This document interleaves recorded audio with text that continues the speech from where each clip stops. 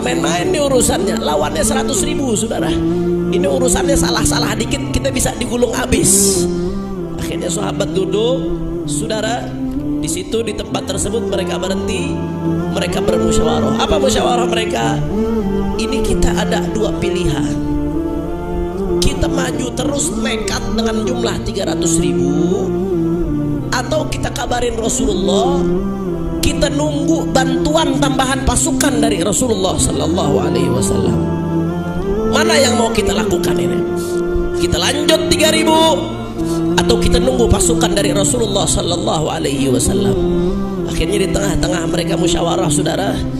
Di situ berdirilah seseorang yang namanya sahabat Abdullah ibn Rawahah. Beliau membantah pandangan yang kedua, saudara. Apa beliau katakan? Ya qaum, wallahi innal lati takrahuna lallati kharajtum tatlubun asy-syahadah ma nuqatilun nas bi'adadin wala quwwatin wala kathratin ma nuqatiluhum illa bihadha ad-din alladhi akramana Allah bih fantaliqu fa innama hiya ihdal husnayain imma dhuhur wa imma syahadah. Luar biasa, saudara. Apa kata Abdullah bin Rawahah?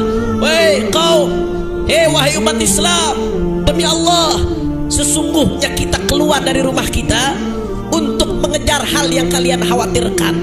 Apa yang kalian khawatirkan? Yaitu kita syahid di jalan Allah Subhanahu wa ta'ala.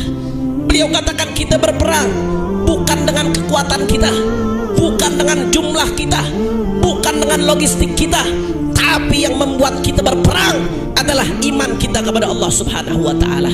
Ada apa kita mundur, saudara? Beliau katakan fa amamanal husnayain, di depan kita hanya ada dua pilihan yang baik. Apa dua pilihan tersebut?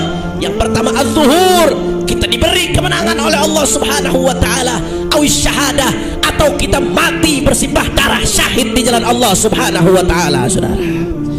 Takbir, takbir. Oh, itu para sahabat Rasulullah. Begitu dengar Sayyidina Abdullah bin Rawahah mengatakan demikian, saudara, itu mereka tanpa ragu lagi langsung masuk ke medan perang. 3.000 melawan 100.000. Masya Allah. Saya mau tanya, kalau begitu sahabat Rasulullah berani atau tidak? Orang kompak berani atau tidak? Sahabat Rasulullah gagah atau tidak? Perjuangan sahabat luar biasa atau tidak? Kalau begitu, kalau ada yang merendahkan sahabat Rasulullah, kurang ajar atau tidak? Biadab atau tidak?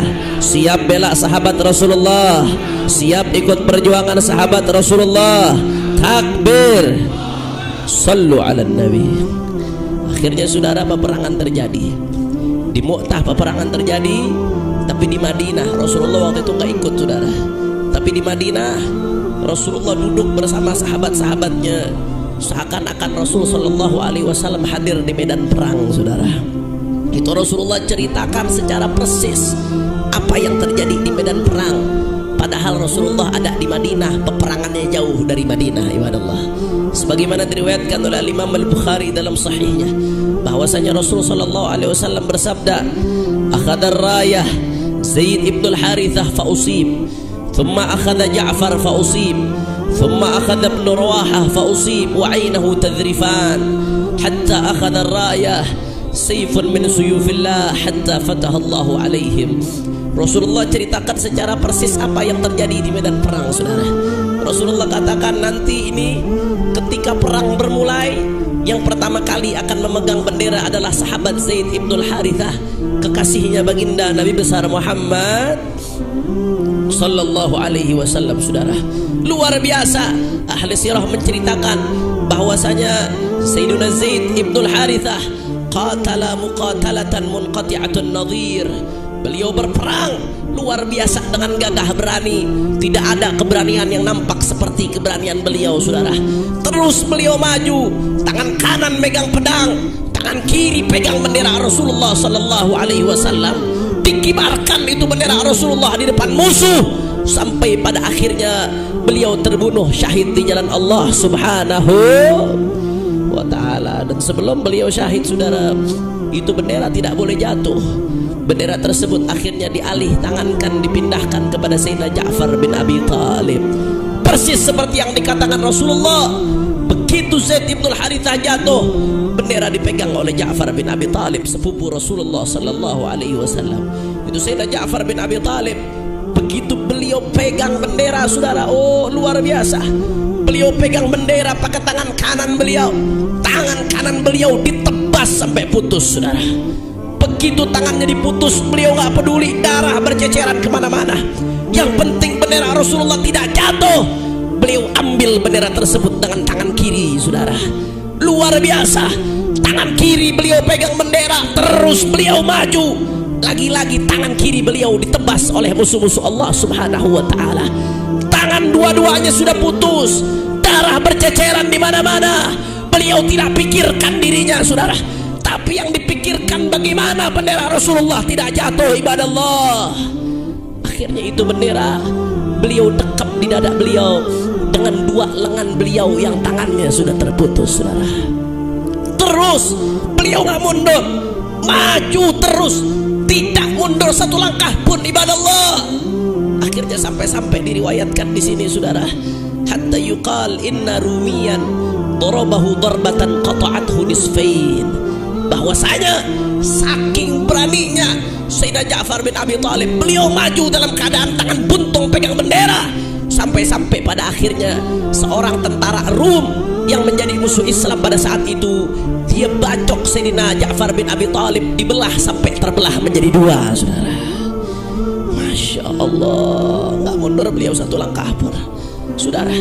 Bahkan yang menarik, Al-Imam Al-Bukhari meriwayatkan dari Sayyidina Abdullah ibn Umar radhiyallahu ta'ala anhu warḍah, bahwasanya Sayyidina Abdullah ibn Umar bin Khattab setelah peperangan selesai, beliau ngecek ke lokasi. Dilihat saudara, jasadnya Sayyidina Ja'far bin Abi Thalib, ternyata di jasad beliau ada 90 bekas tusukan saudara. 90 bekas tusukan, 90 ta'nah.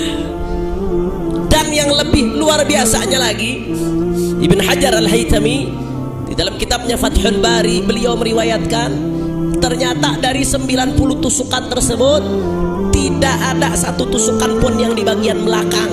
Semua 90 tusukan adanya di bagian depan tubuh beliau saudara. Artinya apa?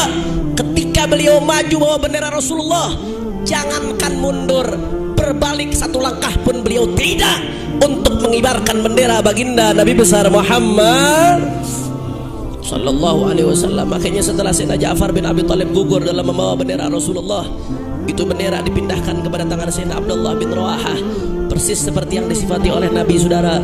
Dan lagi-lagi Sayyidina Abdullah bin Rawahah meninggal dunia, ibadallah, syahid di dalam mempertahankan panjinya baginda Nabi besar Muhammad sallallahu alaihi wasallam. Dan akhirnya setelah Sayyidina Abdullah bin Rawahah meninggal dunia, umat Islam bingung, ini siapa lagi yang akan memimpin peperangan? Karena dulu sebelum berangkat di Madinah, Rasulullah pesannya kalau yang pegang itu nanti Zaid ibn Harithah. Kalau Zaid terbunuh, pindah ke Ja'far bin Abi Thalib. Kalau Ja'far bin Abi Thalib terbunuh, pindah ke Abdullah bin Rawahah. Sekarang siapa lagi yang dipesanin sama Rasulullah? Tiga-tiganya sudah syahid saudara. Ternyata Rasulullah dari Madinah sudah menceritakan saudara, pada saat mereka di Mu'tah, Rasulullah di Madinah menceritakan bahwasanya nanti yang akan menggantikan Abdullah bin Rawahah adalah Saifun min suyufillah, salah satu pedangnya Allah subhanahu wa ta'ala yang bernama Khalid ibnul Walid. Luar biasa. Akhirnya Khalid bin Walid ambil alih bendera saudara. Beliau maju terus di medan perang. Saking hebatnya pertempuran beliau saudara, sampai-sampai diceritakan dalam Sahihul Bukhari bahwasanya beliau maju terus, pegang pedang, beliau habisi itu musuh-musuh Allah, sampai-sampai di tangan beliau 9 pedang terpatah saudara. Perang maju sampai patah 9 pedang. Akhirnya di situ Khalid bin Walid beliau mengatakan,